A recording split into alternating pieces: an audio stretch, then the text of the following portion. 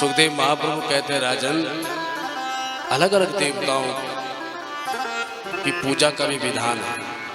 जिसकी जैसी कामना वो वैसे देवता की उपासना करे। बोले महाराज जैसे, तो बोले जो ब्रह्म तेज चाहता हो वो अग्निदेव की उपासना करे। जो अपनी राज्य का विस्तार चाहता है वो विश्व देवों की उपासना करे। जो सुंदर स्त्री चाहता है वो उर्वशी की उपासना करे। अरे जो बल चाहता है वो रुद्र की उपासना करे। जो शक्ति चाहता है वो शक्ति माता की उपासना करे। और बोले जो कुछ न चाहता हो, बोले वो भगवान नारायण की उपासना करे। बोलो जय श्री कृष्ण। ये जय श्री कृष्ण बोलने में कंजूसी मत करो।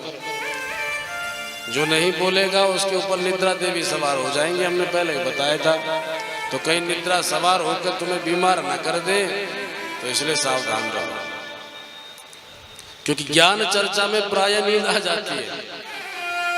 अब भगवान की कथाएं तो अब चालू होंगी, लेकिन सावधान होकर के ज्ञान चर्चा भी सुनना आवश्यक है। क्योंकि ज्ञान की भी अपनी जगह महत्ता है। हम भक्ति करने पर ज्ञान नहीं तो उस भक्ति में कमी होती है। माता जी को अमावस्या के दिन ठाकुर जी को भोग लगाना था या पूर्णिमा को भोग लगाना था। पहुंच गई मंदिर में, जो ठाकुर जी दिखाई पड़े तो हलवा लाई थी, सारा भगवान के मुंह में ठूस दिया जबरदस्ती।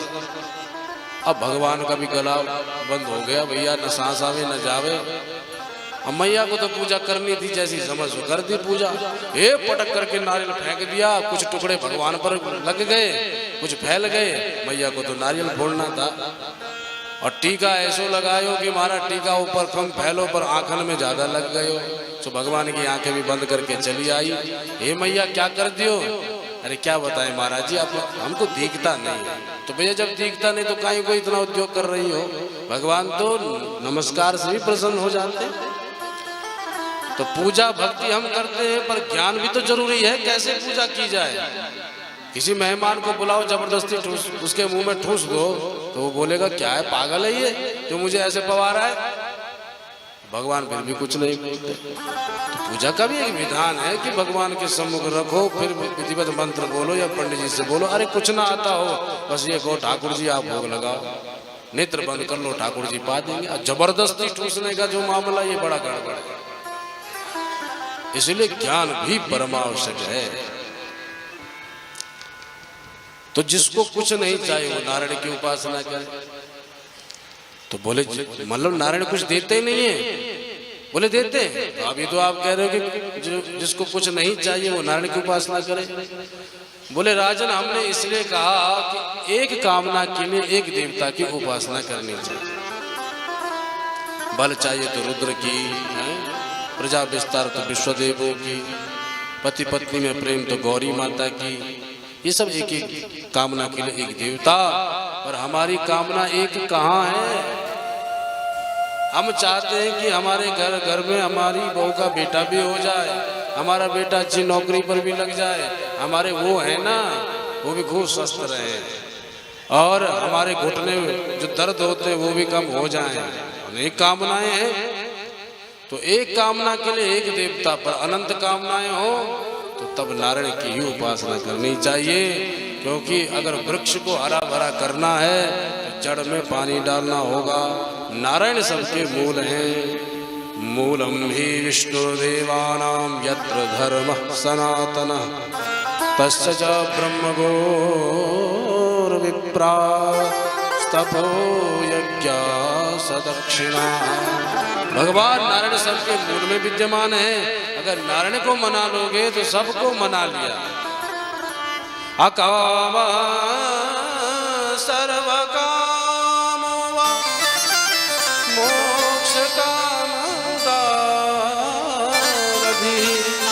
तीव्रेण भक्ति योगेन यजेत पुरुषं परम।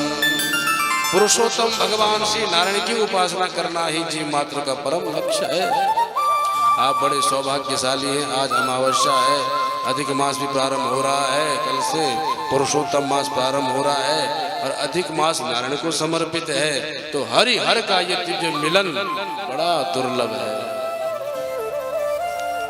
अन्य महीनों में आए और ये श्रावण भगवान रुद्र को समर्पित है और नारायण को समर्पित है पुरुषोत्तम मास, तो दोनों का समागम हो रहा है। तो जो इस अधिक मास में या श्रावण मास में भगवान रुद्र या नारायण को मनाते हैं, उनके जीवन में नारायण भक्ति और शिव भक्ति दोनों प्रकट हो जाती है। बोलो जय श्री राधे। इसीलिए हमारे तो दोनों हाथों में लड्डू है, आप तो गिरिराज में विद्यमान हैं। यहाँ के ब्रजवासी कहते हैं कलयुग को साक्षात देव है गोवर्धन नाथ। अरे भगवान ने लीलाएं करी, काले नाग का दमन किया, तो अब काले नाग कहाँ है?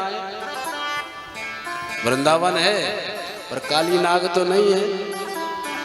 द्वारका में भगवान ने तो समुद्र में वो विलीन हो गई। अब गोताखोर अनुसंधान करके देख रहे हैं अवशेषों को, है लेकिन जैसी थी वैसी तो नहीं है। पर गोवर्धन नाथ साक्षात वैसे ही है जैसे थे। साक्षात प्रमाण है कृष्ण अवतार का कि भगवान गोवर्धन को उठाए थे, इसीलिए गोवर्धन नाथ साक्षात देव हैं। बोल गिरिराज जी महाराज की जय हो। इतने में परीक्षित ने एक प्रश्न कर लिया महाराज। बोले महाराज एक प्रश्न करना चाहता हूँ। बोलो राजन। भूय एव विवित्सामि भगवान आत्ममायया यथेदं सृजते विश्वं दुर्विभाव्यमधीश्वरैः। भगवान इस सृष्टि का सृजन कैसे करते हैं, पहले कौन पैदा होते हैं, किस रूप में भगवान आते हैं, आप सृष्टि प्रकल्प विस्तार पूर्वक सुनाओ। तो जैसे सृष्टि के बारे में सुना सुखदेव महाप्रभु स्तब्ध हो गए। क्यों? संतों की एक विशेषता है, जब भी कुछ बोले तो पहले मंगलाचरण करते हैं। पर जब परीक्षित ने प्रश्न किया था तो सुखदेव महाप्रभु सीधा बोलते चले गए, पर मंगलाचरण नहीं किया। अब ध्यान आया, अहे हम तो मंगलाचरण करना भूल गए, तो मंगलाचरण किया। एक और कारण से हम मंगलाचरण किया कि पहले तो बस प्रश्न किया था, सो बोलते चले गए सुखदेव जी, पर अब सृष्टि के बारे में पूछ रहा है, तो सृष्टि के बारे में तो भगवान की कृपा के बिना बताया नहीं जा सकता, इसलिए अब मंगलाचरण कर रहे हैं, प्रभु का ध्यान कर रहे हैं। अनेक श्लोकों में सुखदेव जी ने प्रभु का ध्यान किया। नमः परस्मै पुरुषाय भूयसे सदुद्भवस्थान निरोध लीलया गृहीत शक्ति तृतयाय देहिनाम् अंतर्भवायानुपलक्ष्य वर्त्मनि। यत् कीर्तनं यत् स्मरणं यदीक्षणं यद् वन्दनं यत् श्रवणं यदर्हणं लोकस्य सत्यो विधुनोति कल्मषं तस्मै सुभद्रस्रवसे नमो नमः। जिन भगवान का कीर्तन स्मरण चिंतन मनन जीव को तार देता है, उसके जीवन के समस्त षड विकारों को भगा देता है, ऐसे भगवान सुभद्रस्रवसे के चरणों में हम प्रणाम करते हैं। बोल विराट भगवान की जय हो। राजन कोई कितना बड़ा तपस्वी हो, योगींद्र हो, मुनींद्र हो, संत सन्यासी अवधूत परमहंस हो, पर जब तक वो माधव के चरणों में शरणागति ग्रहण नहीं करता, अनन्य प्रेम नहीं करता, वो कितना उच्च स्तर पर विद्यमान हो, पर उसका ज्ञान निष्फल ही रहता है। तपस्विनो दान परायशस्विनो मनस्विनो मंत्रविदा सुमंगला क्षेमं न विन्दन्ति विना यदर्पणं तस्मै सुभद्रस्रवसे नमो नमः। कल्याण तो तभी होगा जब हम भगवान के चरणों से जुड़ेंगे, अगर नहीं जुड़े हैं तो कुछ भी करते रहे कल्याण होने जाने वाला नहीं है। इसीलिए भगवान के चरणों से जुड़ना बहुत आवश्यक है। लक्ष्मण जी का बल पराक्रम कुछ कम था क्या? अरे जिन लक्ष्मण के बारे में श्री राघवेंद्र सरकार कहते हैं, जगमहु सखा निशाचर जीते, लक्ष्मण हनहि निमिष महु तेते।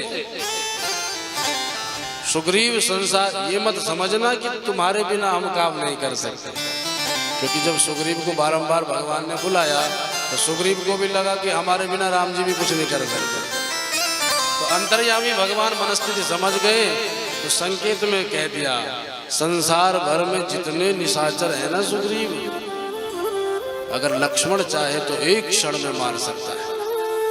तो लक्ष्मण की महिमा बता करके भगवान बानो बताना चाहते हैं कि जब एक क्षण में लक्ष्मण मार सकता तो मेरे बारे में क्या सोचता है, मैं क्या कर सकता हूं।